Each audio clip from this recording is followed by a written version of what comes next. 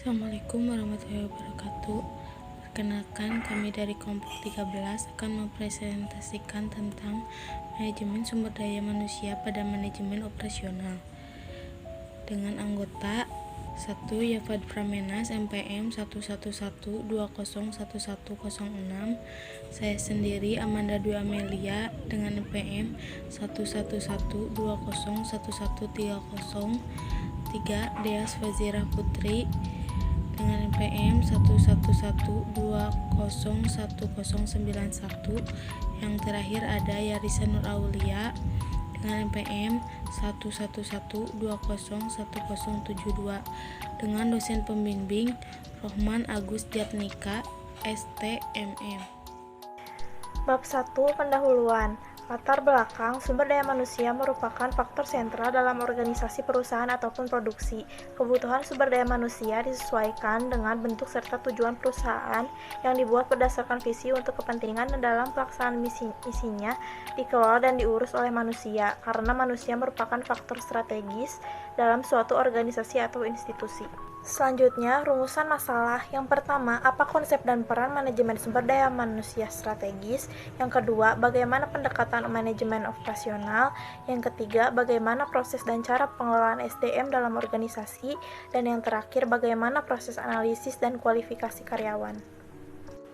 Selanjutnya, ada tujuan. Tujuan dibuatnya makalah ini adalah untuk mengetahui bagaimana manajemen sumber daya manusia pada manajemen operasional. Selanjutnya saya akan membahas bab 2 tentang sumber daya manusia dalam manajemen operasi. Konsep dan peran manajemen sumber daya manusia strategis. Kemampuan sumber daya manusia ini merupakan competitive advantage dari perusahaan.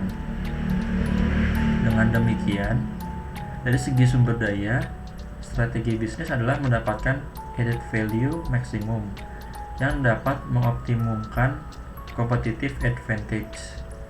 Adanya sumber daya manusia expertise, yaitu manajer strategis dan sumber daya handal yang menyumbang dalam menghasilkan added value tersebut merupakan value added perusahaan. Value added adalah sumber daya manusia strategis yang menjadi bagian dari human capital perusahaan. Lalu ada kecenderungan global. Perubahan pergeseran manajer masa kini dituntut untuk cepat menyesuaikan diri terhadap perubahan lingkungan yang berlangsung cepat. Selanjutnya ada pendekatan manajemen sumber daya manusia. Dalam kegiatan atau aktivitas organisasi dari waktu ke waktu selalu timbul masalah. Untuk mengatasi masalah yang timbul, ada beberapa pendekatan sesuai dengan periodenya.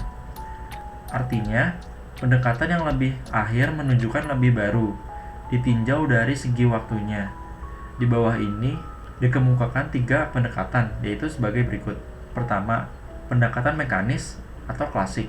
Kedua, pendekatan paternalisme atau paternalistik. Yang ketiga, pendekatan sistem sosial atau human relation. Analisis pekerjaan dan kualifikasi karyawan yang dibutuhkan. Sebelumnya, apa sih analisis itu? Analisis merupakan aktivitas berpikir untuk menjabarkan pokok persoalan menjadi bagian, komponen, atau unsur serta kemungkinan keterkaitan fungsinya. Dan pekerjaan adalah kumpulan atau kelompok tugas dan tanggung jawab yang akan, sedang, dan telah dikerjakan oleh tenaga kerja dalam kurun waktu tertentu.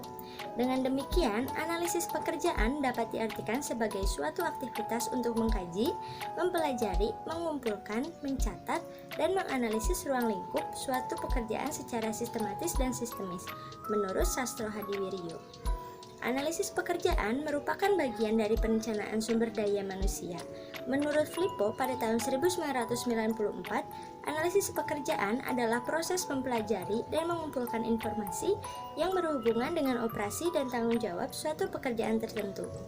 Adapun kualifikasi karyawan yang dibutuhkan. Pertama, keahlian. Kedua, pengalaman. Ketiga, kesehatan fisik. Keempat, pendidikan. Kelima, umur. Keenam, kerjasama. Ketujuh, kejujuran. Kedelapan, inisiatif dan kreatif. Dan yang terakhir adalah kedisiplinan.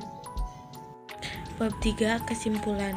Sumber daya manusia yang mempunyai nilai lebih tidak pasti hasil kerjanya maksimal, tergantung adanya perencanaan, pengembangan, pemeliharaan tenaga oleh perusahaan. Manusia mempunyai tujuan masing-masing, tetapi tetap satu visi, misi, dan tujuan organisasi. Untuk pencapaian misi, visi, dan tujuan, manusia mempunyai nilai kompetisi. Mencapai pemanfaatan sumber daya manusia yang efisien dalam lingkup fungsi operasi yang merupakan sasaran utama perusahaan, karena tenaga kerja sering menjadi bagian besar dari biaya total produk yang dapat dikendalikan. Karena kita ketahui sumber daya manusia merupakan aset organisasi perusahaan yang sangat vital, karena keberadaannya dalam organisasi perusahaan atau organisasi tidak bisa digantikan oleh sumber daya lainnya.